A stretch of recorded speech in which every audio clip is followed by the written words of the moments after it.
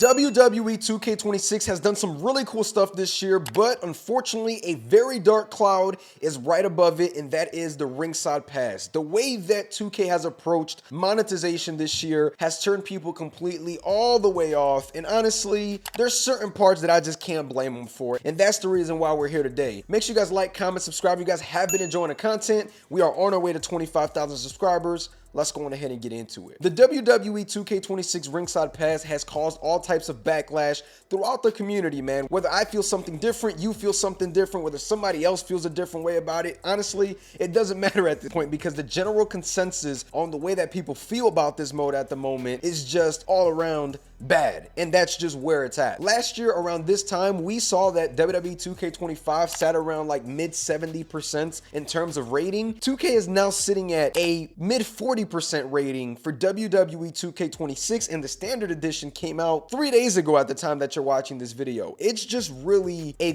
crazy time at the moment with this Ringside Pass. The community is just completely baffled. There's a lot of just talk and conversation going around, and again, this is just season 1. I do believe that changes are coming because of one thing that they have done, at least in my opinion. They have listened. We've seen them go back and change Kane after the community went out and revolted against the model that was put out. And again, that's just one short example. You look at the Ringside Pass, I feel that there are many ways to fix this pass in my opinion, because I think they're just one easy fix away from fixing this, and we're going to get into it in just a moment. In case you didn't know, the Ringside Pass consists of a ton of stuff, such as my faction points, VC, create a superstar parts, locked moves, persona cards.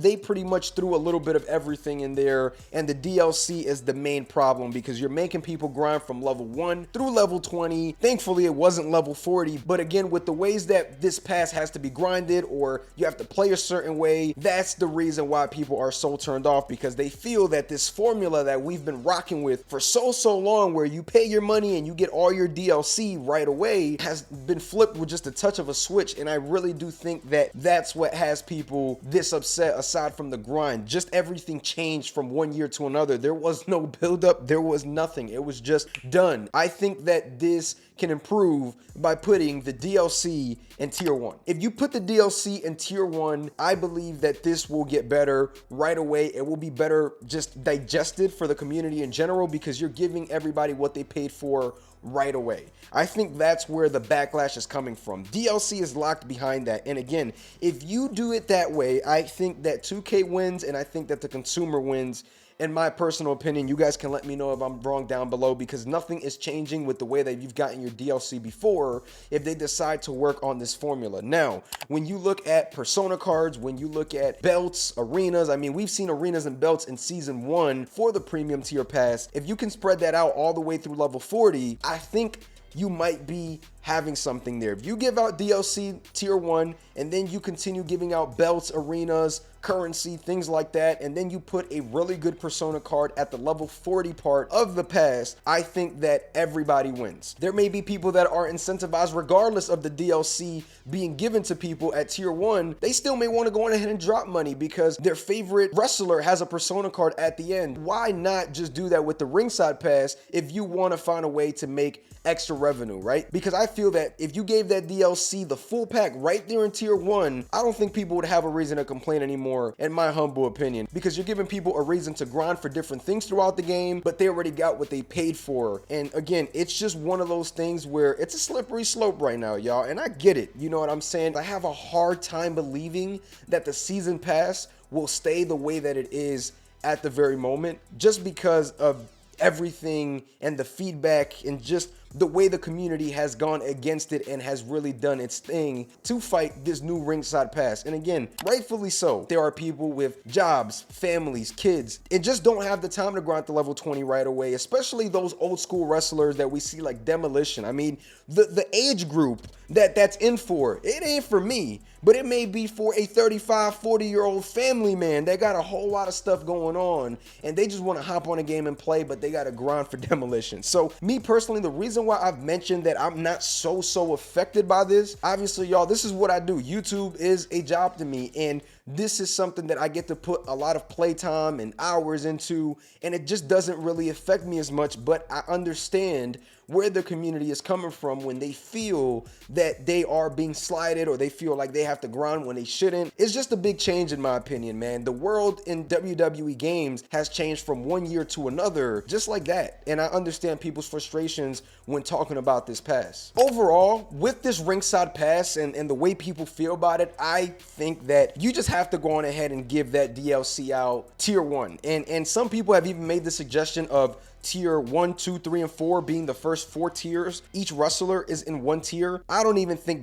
that would please the community in my opinion, because you still got to grind towards tier 4. I think just giving it out, hey, this is what you've been paying for the last decade, here that is. But if you want to spend some more money to get these persona cards and these belts and these arenas, there you guys go. We're going to go on ahead and give you that to grind for or spend money on if you like to. I think that's the only way that you can differentiate what you've been doing from experiment 1 with the Ringside Pass season 1 and going to Ringside Pass season 2, because doing that will show that there is a good faith towards the consumers, the customers, because there's a lot of people mentioning that this is not for them. So you're giving them the complete option to go on ahead and decide if they want to go on ahead and grind or not, because there's just simply going to be some seasons, bro, that are not worth grinding. It happens with every game that I've played with the Battle Pass, and I'm not comparing before y'all go there, but Fortnite, even Madden, right? I play Madden Ultimate Team. There are certain seasons that I'm like, these players don't really get my attention. I'm just not going to grind it. You know what I'm saying? But if you're giving people the DLC in tier 1, you're giving people that option to decide whether they want to grind it or not. At this very moment, we are getting 1 through 20, and that's pretty much it. You know what I'm saying? You gotta grind 1 through 20 forced. There's no other way to get the DLC unless you go on ahead and spend money. And there are obviously ways to grind through the season pass fast, which honestly, I know some people don't like doing it that way because they feel that, why are we being forced to play the game this way? Which again, understandable. But other people like myself, the way that it is structured right now, I just go through and get it done and just call it a day and just take 1 day for that. That's basically my whole game plan if it stays this way, which I really hope it seriously doesn't. I think the way that it was introduced to the community was probably in the worst way, and I do hopefully think that they will make some well-needed changes in season 2. That's just my opinion, and I just wanted to go on ahead and put my 2 cents out with the Ringside Pass. We cannot leave here without talking about my faction. My faction is a mode that I feel has taken a step back this year. The more and more I play it, as I stated in my review, it just felt like I was in the middle with my faction. But right at this moment, with the way that my faction point grind methods and all that type of stuff is pretty much just irrelevant to the mode at the moment, it's really hard to go on ahead and get into it. Now they have more live events than ever with this my faction mode this year, but it just feels like something is missing. And we've talked about the lack of animation, we talked about everything else, but we obviously understand that at this point, just even going back to the monetization point at the beginning of the video, it just feels like my faction is another monetization point for WWE 2K26. It feels like that more than ever, because in the years past, you've had different ways to get these cards and grind for them.